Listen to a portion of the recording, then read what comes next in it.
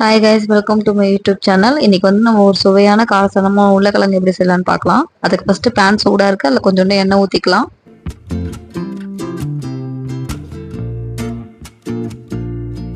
இப்போ ஆயில் நல்லா சூடாயிடுச்சு, அதில் 1 டீஸ்பூன் கடுகு போட்டுக்கலாம்.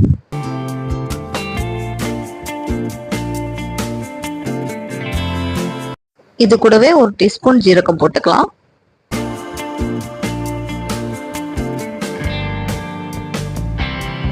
இது கூட 1/2 டீஸ்பூன் கடலைப்பருப்பு. இப்போ இதெல்லாம் நல்லா பொரியட்டும்.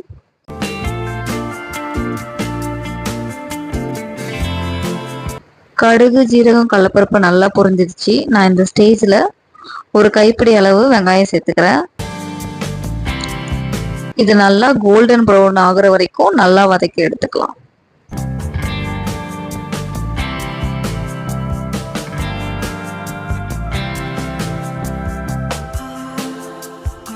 ஸோ இந்த ஸ்டேஜில் வெங்காயம் நல்லா வதங்குறதுக்கு ஒரு 1/2 டீஸ்பூன் உப்பு சேர்த்துக்கலாம். இப்போ 1 டீஸ்பூன் மஞ்சள் தூள் சேர்த்துக்கலாம்.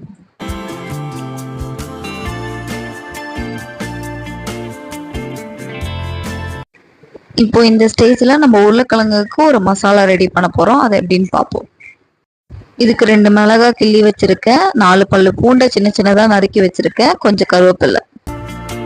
இது கூட 1 டீஸ்பூன் வீட்டில் அரைச்ச சில்லி பவுடர், கொஞ்சமா ஜீரகத்தூள்,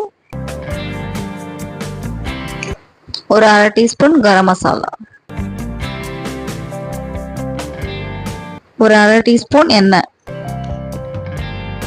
இதெல்லாம் சேர்த்து நல்லா மிக்ஸ் பண்ணிக்கலாம்.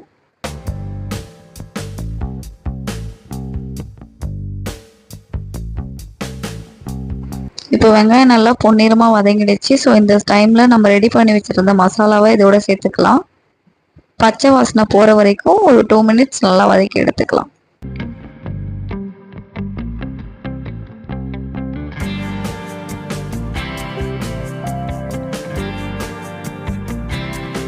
ஸோ நான் இங்கே ஒரு 4 உருளைக்கிழங்கு இந்த மாதிரி பொடி பொடியாக கட் பண்ணி வச்சுருக்கேன்.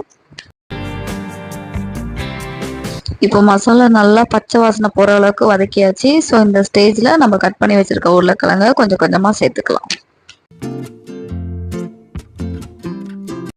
இப்போ இந்த மசாலா எல்லாம் உருளைக்கிழங்குல நல்லா இறங்குற வரைக்கும் ஒரு 10 மினிட்ஸ் நல்லா எண்ணெயிலே வதக்கி எடுத்துக்கலாம்.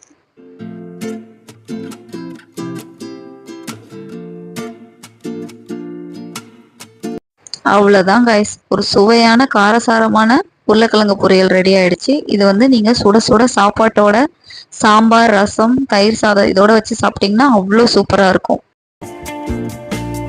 ஒரு ஈஸியான காரசாரமான உருளைக்கிழங்கு பொரியல் ரெடி ஆயிடுச்சு. ஸோ இதே மாதிரி உங்களுக்கு நிறைய ரெசிபி வேணும்னா என்னோட சேனலை மறக்காமல் சப்ஸ்கிரைப் பண்ணுங்கள்.